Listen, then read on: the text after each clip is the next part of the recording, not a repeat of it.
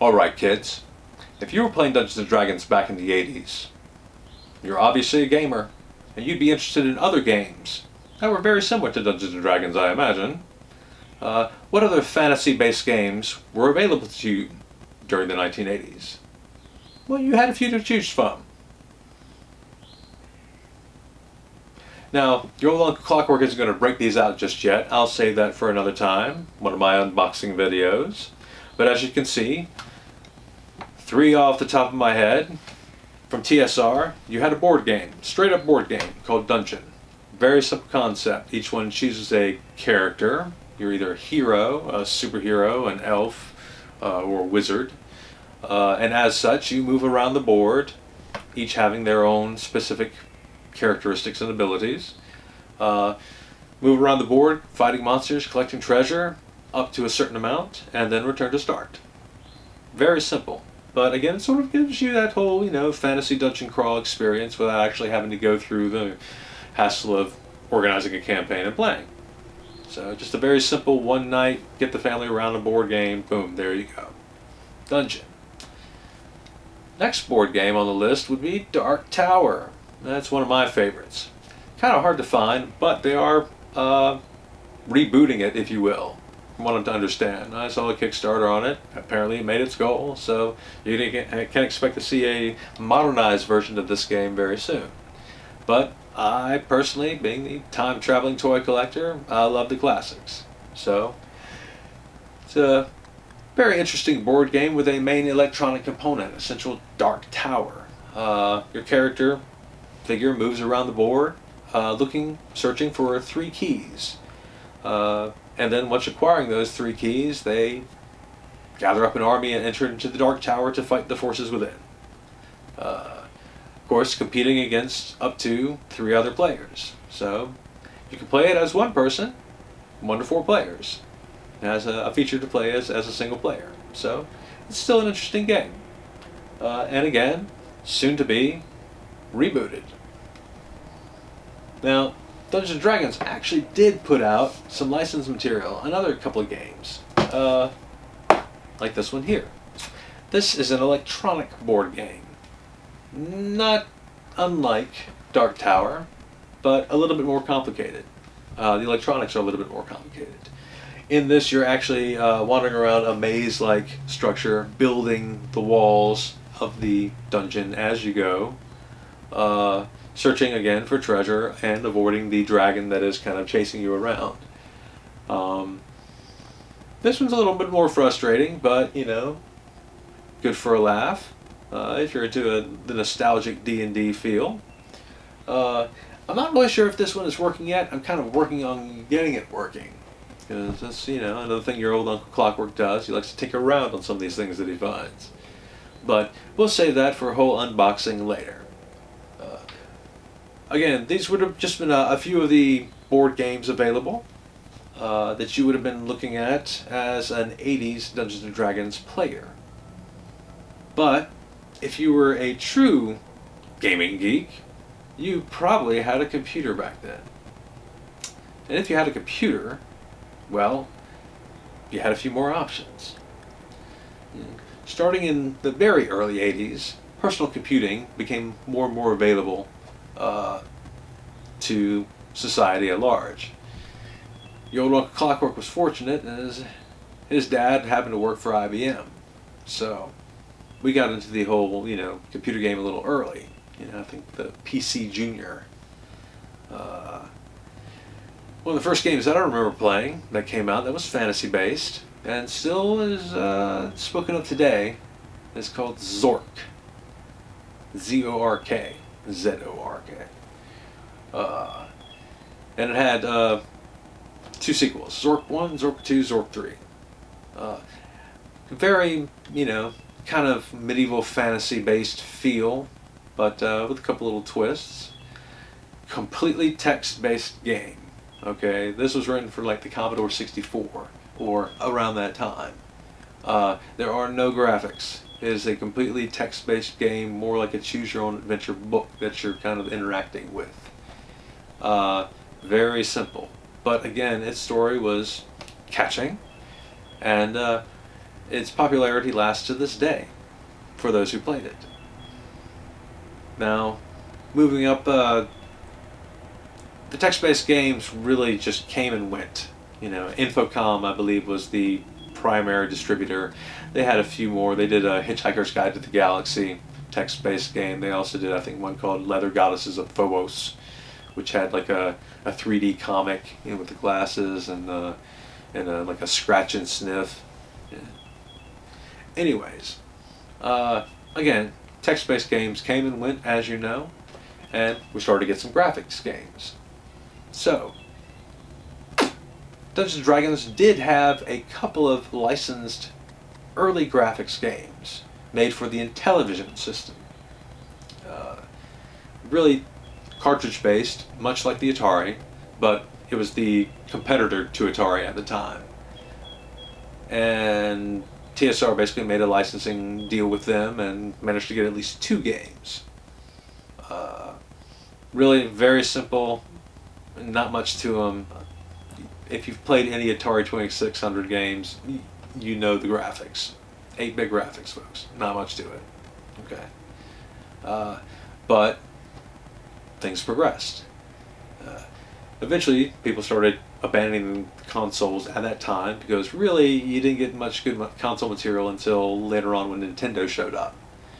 And then, it was still a few years before you started getting some really good games. So most of the really good fantasy-based games were on personal computer. Games like Ultima, Bard's Tale, Wizardry. I think Wizardry was the one that started it off. And that one, between Wizardry and Bard's Tale, those two were pretty much like a D&D game. You built a small party of different characters and classes, and then you would wander around a town or dungeon. You had a small screen that would have graphics that would show you, like 8 or 16-bit graphics that would actually show you kind of roughly what was in the room. A little side panel that would have the description, and then of course all your stats which you would monitor, and you would control the actions of the character. You wouldn't see your character interact or anything like that on the screen. It was just like, here's a picture of what's in the room, here's your characters, what are you doing, here's the description, etc., etc. Again, Wizardry and Bard's Tale ran most like that. Ultima was more of an interactive game, more graphics interactive, point and click on stuff. And then moving up into more advanced graphics, once you get to the Nintendo, 1632-bit, well, really you start hitting like the arcade stuff. And out of the arcade, well, you get things like King's Quest. That's late 80s, I want to say, arcade style. And that really was the first graphics game that I can remember where, things really, you almost had almost the 3D feel. Characters would move behind objects and in front of objects. You could interact with more stuff on the screen. And most of the design team on that, Sierra Games, was female, by the way. Got to give it to the ladies, always helping us through with the coding. From the days of NASA on, good old, Hedy Lamarr. Learn your history. Women got it. So, King's Quest. It's basically kind of where I stopped with the PC games at the time. You had, like I said, by that point you had a good, collection. You had your, Wizardry 1, 2, and 3. You had Bard's Tale 1, 2, and 3. Everyone got it to at least 3 in the 80s. Ultima 1, 2, and 3. I believe Ultima still continues to this day, as does King's Quest. So, for the 80s experience on the computer, you know, if you still happen to have a 5 1/4 or a 3.5 inch floppy drive, have at it. So finally, in this little segment of other games that you might be playing if you were a Dungeons & Dragons fan back in the 80s, Uncle Clockwork has to tip his hat real quick to the arcade. By that I mean the actual physical arcade that you would have to be leaving your house to go play games in. Spending vast amounts of quarters to entertain yourself for just a few minutes. Those were the days. I digress.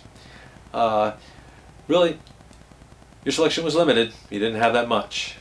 Maybe you had Ghosts and Goblins. Later on in the 80s, you might have had like a Rastan or Crossbow, Black Tiger. But honestly, if you were a Dungeons & Dragons fan, you would have gravitated mostly towards Dragon's Lair. Of course, naturally, ever since '83, that was one of the most popular games in the arcade. Always had a crowd around it. Don Bluth cartoon, beautifully drawn, straight up dungeon crawl. If you've never played it, you should at least, look it up on YouTube and just watch it. It's beautiful.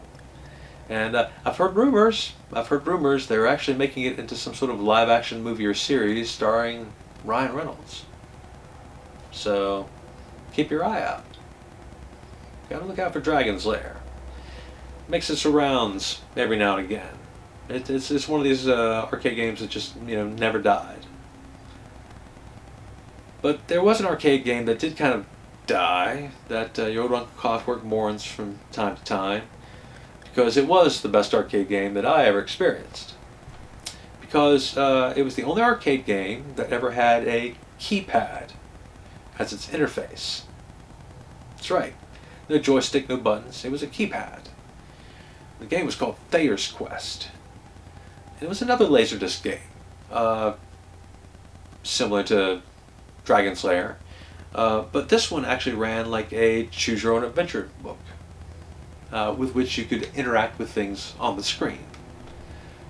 On the keypad, each letter corresponded with an item that you may see on the screen. If you did, you just hit that button and then your character would pick it up or interact with it. Buttons on the sides of the keypad would basically give you the choice selections, 1, 2, 3, 4, A, B, C, D, etc., etc. So as you went through the story, it would give you choices, and you could choose which way to go, which of course naturally would change the course of events. This particular monster of an arcade game would eat your money more than any other arcade game, because you paid for time, and it took about 30 minutes or more to actually complete the game, if you did everything right. That not counting screw-ups. So everything right, you had to pay for 30 minutes of time, and time was bought with like 1/4 for 2 or 3 minutes. So made a lot of money off of your old Uncle Clockwork. But again, one of my favorite games of the 80s, and if you could look it up on like YouTube, there are you basically can get the full story, because you can get a good 35-40 minutes of good storytelling in the whole thing, and it runs like a cartoon.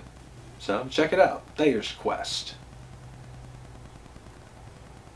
Alright kids, this final segment of Dungeons & Dragons 80s Style, Part 2, we're going to cover the movies. Real quickly, some of the movies and shows that you would have been influenced by as a Dungeons & Dragons player back in the 80s. See, we didn't have any of these beautiful Lord of the Rings films by Peter Jackson, or Netflix, or HBO Game of Thrones or Witcher series. None of that stuff. None of it. We had to make do with what we had. We really didn't have that much. So, let me show you a few of the things that we did have. Alright, if you were a kid in the 70s, and you were playing Dungeons & Dragons, you probably would have seen the Rankin Bass versions of The Hobbit, Return of the King, probably the Bakshi version of Lord of the Rings as well. These were staples in any, fantasy diet. But that was Middle-earth role-playing, not necessarily Dungeons and Dragons. But again, it was Tolkien. Everybody read Tolkien. It was, part of your bread and butter. You had to have it. So you definitely would have been watching some of this. And I'll give a thumbs up to another Rankin Bass special. The movie Last Unicorn. This one, basically a Dungeons and Dragons tale. Great, beautiful animation. Singing, not so much. You got some good songs by America in here that are, just inspire the heart. But, then you got Jeff Bridges singing and not so much. So, but again, it's a beautiful tale, great for kids. Last Unicorn. Now, I also mentioned Ralph Bakshi Productions. There's Rankin Bass, Ralph Bakshi. Two powerhouse animation studios back in the 70s and 80s.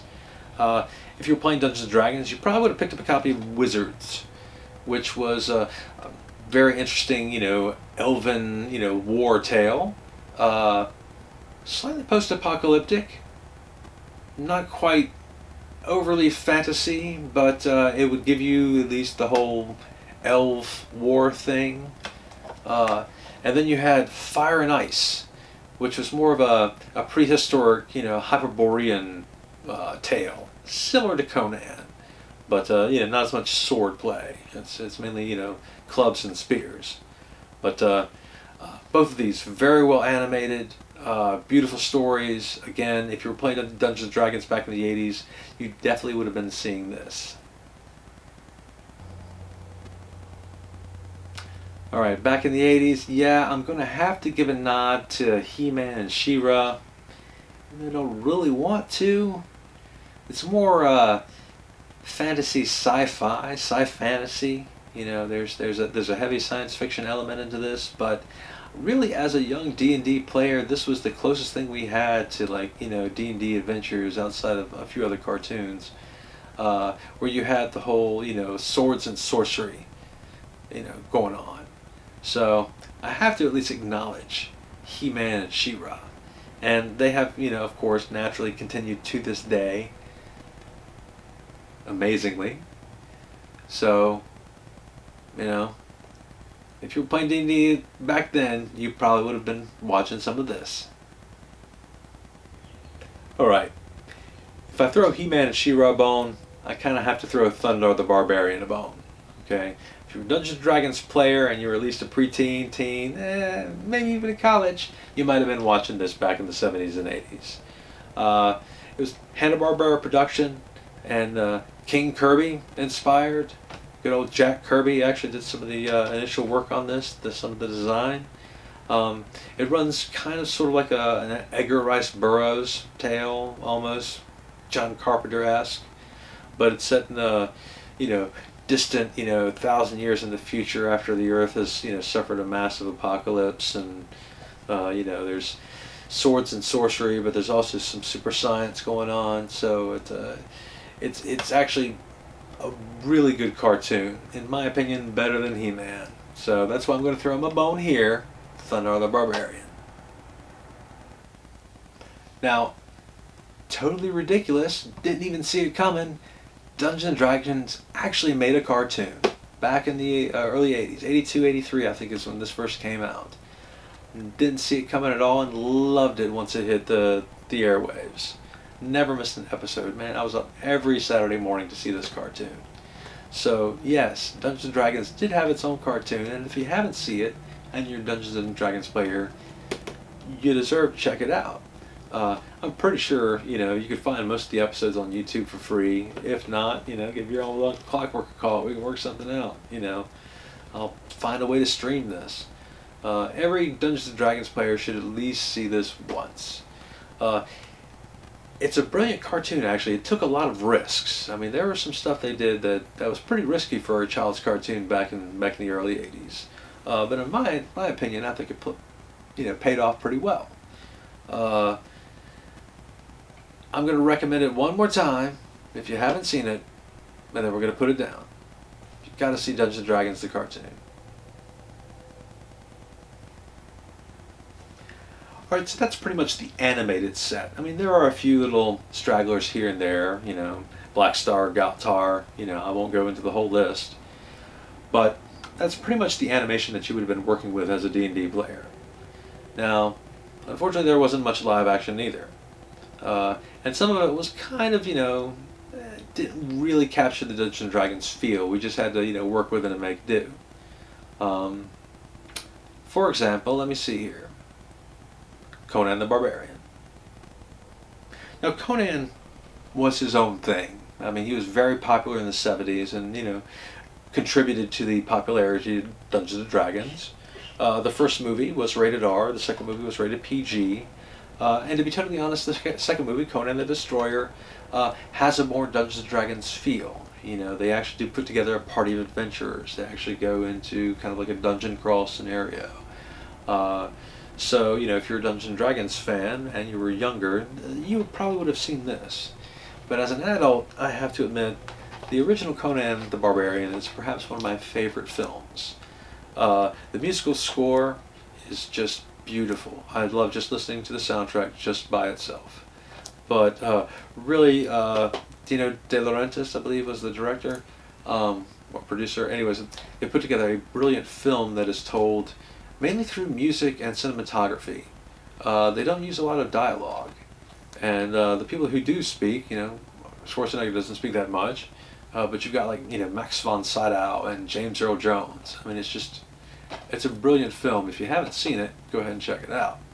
But Conan. And I should go ahead and mention, since I don't have one here on hand, Red Sonja would have been another film that you would have checked out. Again, Arnold Schwarzenegger throwing himself into that one. But that was more Bridget Nielsen being in the lead role as Red Sonja.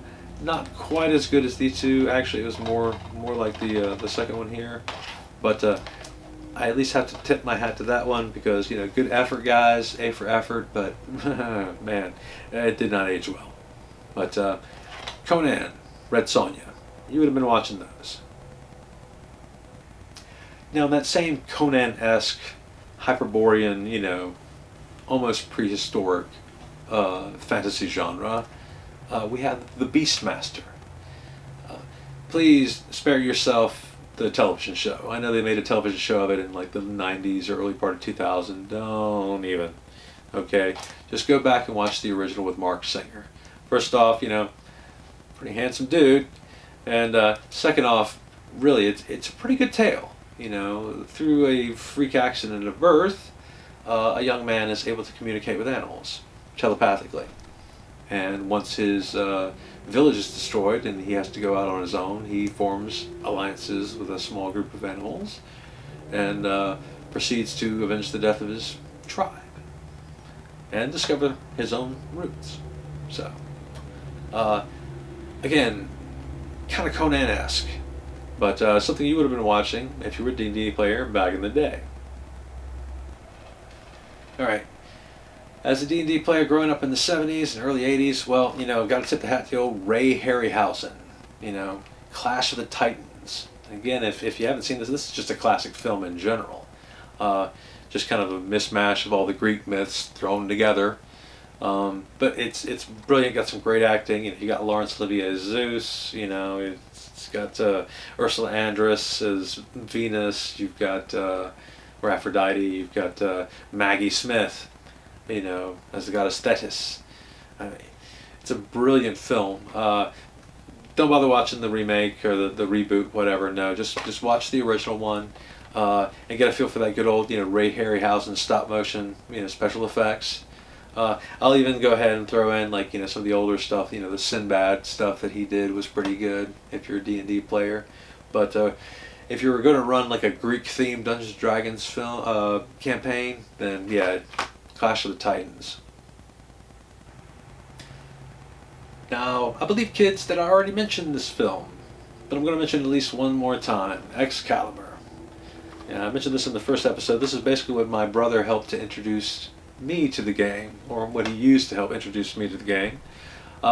It's a classic King Arthur tale. John Borman as the director. You've got Patrick Stewart, real young Patrick Stewart, early on in his career, showing up in this in sort of like a cameo role. Really, it's one of the best directed and filmed pieces of cinematography I have ever seen in my life. That's speaking a little bit too high of it, I think, maybe. I don't know.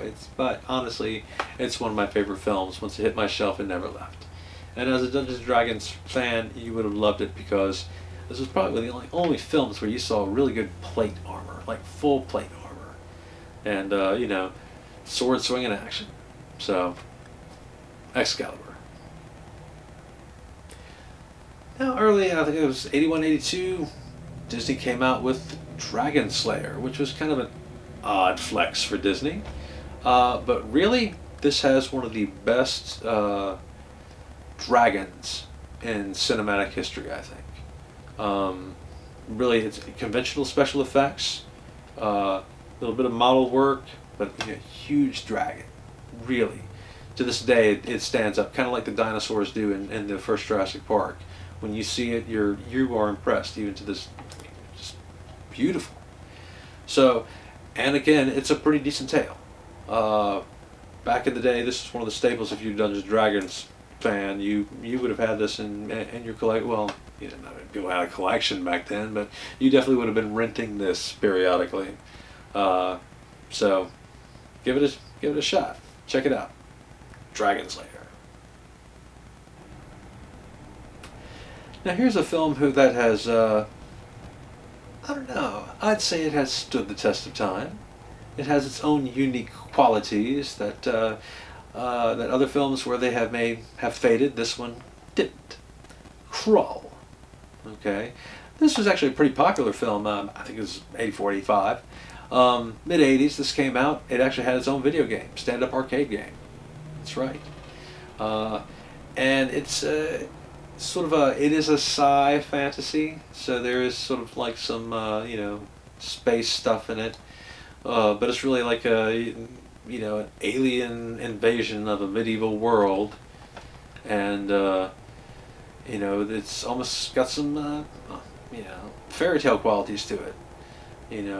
A princess is kidnapped by the evil Dark Lord, alien thing, and her prince has to go seek a magical weapon to go battle it. A little bit of sorcery, a little bit of science, but mainly swords and sorcery. Got some interesting cameos in this. Some people when they were real young. I'm just going to leave it at that. So check it out. Krull. Now about the mid 80s, you start getting some really good fantasy stuff showing up. And as a Dungeons & Dragons player, this was one of my favorite movies, around 85, 86 or so. I know this was made in 84, 85. But right around the mid-80s, this was one of my favorites, Lady Hawk, okay? Rutger Hauer, Michelle Pfeiffer, Matthew Broderick. It's not a dungeon crawl, but it does have some, sorcerous and fantastic elements. It's set in medieval France. It's really it's more of a dramatic tale, but honestly, I love it and still love it to this day. The only thing that does not age well in this movie is the music. I'm just going to warn you, okay? Music did not age well. Story still does. So, but if you're a D&D fan, you can overlook that. Just give it a check out, okay? Lady Hawk. Like I said, mid-80s, coming into late 80s, we started seeing some really nice films, okay? Legend. Everybody, if you haven't seen Legend by this point, you need to. Alright? Tim Curry, one of his, defining roles as Darkness. This movie really had a lot of potential. And Ridley Scott. A lot of potential on this movie. It just kind of just fizzled, at the box office. It became more of a cult classic later on. But honestly, a lot of potential just, kind of wasted. Honestly, this is the only film I think that has Tom Cruise in it that I actually like Tom Cruise in. I'm not a big Tom Cruise fan, but I like him in this. He's young, he's not too pretentious. It works for him. But again, Tim Curry as Darkness, and it's just a good fantasy. You got the whole other races, the elves, the fairy folk. It's a really good film. Legend. For some reason, they just had a bunch of fantasy films that were, started with L back in the day. Lady Hawk, Legend, Labyrinth. Going to have to throw out Labyrinth as something. If you were a D&D fan, even if you were a dude, you were going to be watching this, okay? Jim Henson was very popular. I'm also going to mention Dark Crystal at this point because, well, naturally, Jim Henson. Recently saw the Netflix version, very good, very true to the original. But the Henson Productions, both Labyrinth and Dark Crystal, you would have been watching if you were a D&D player back in the day because they were just brilliant fantasy stories that really sort of, captured the whole otherworldly feel that, D&D was meant to provide. Now later in the 80s, the whole fantasy stuff started to die down. So you started getting more of the fairy tale stuff. Not much fantasy stuff happening. So you get some good quality stuff though, like The Princess Bride. And again, this is one of the cinematic masterpieces of American film, in my opinion, from the late 80s. This is a tale that just endures to this day. I don't know of many families that don't show this to their children. It's just a great fairy tale. But it incorporates, some of the aspects of Dungeons and Dragons that, it's that whole medieval, feel, swords, a little bit of magic, princes and princesses and giants and yeah. So, The Princess Bride still stands the test of time, and in the late 80s, if you were playing Dungeons and Dragons, you definitely would have seen it.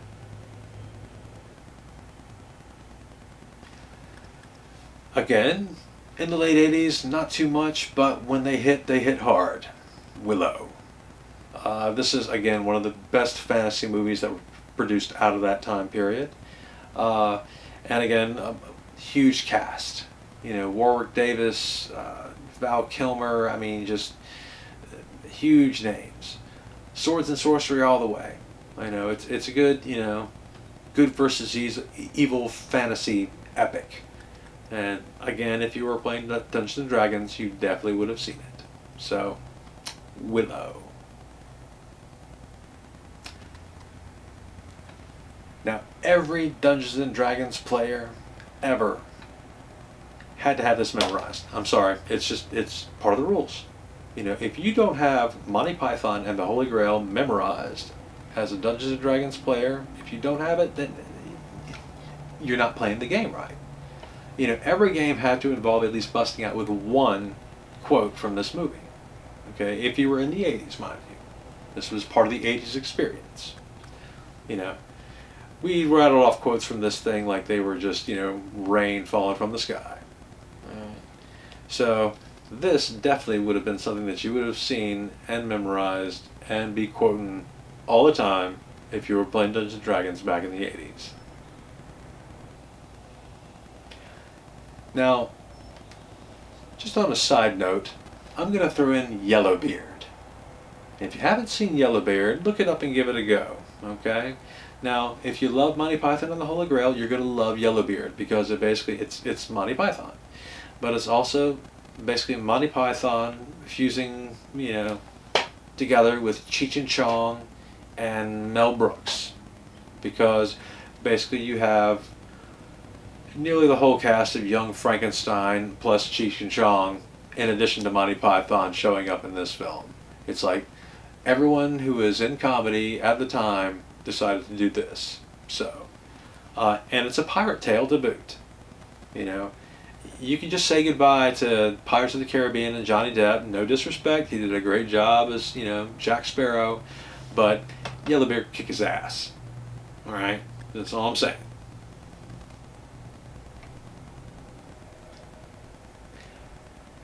So our final item in the movie section of the Dungeons & Dragons 80s experience is this gem, the Sword and the Sorcerer. Now, I'm going to be honest, I don't think this one aged well at all. But really, if you were looking for a true Dungeons & Dragons style movie back in the day, this was your best bet. You know, Conan was his own thing. He was Conan.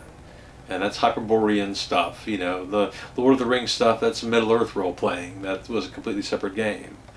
You know, again, you know, most of these other things were a true fantasy movie. You know, they had fantasy elements, but they were either, you know, involved, you know, the future or, you know, some, you know, weird thing that wasn't quite Dungeons and Dragons enough. This movie, Dungeons and Dragons all the way.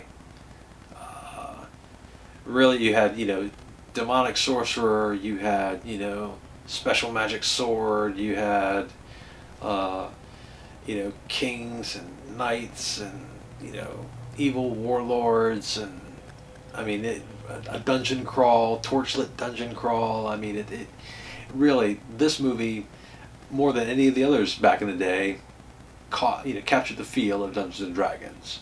So that's why I'm going to leave you with this one, The Sword and the Sorcerer. And that's it, kids, for this episode of Dungeons and Dragons 80s style. Perhaps maybe later we'll check out some of these games. But until then, that's Uncle Clockwork, clocking out. We'll see you next time.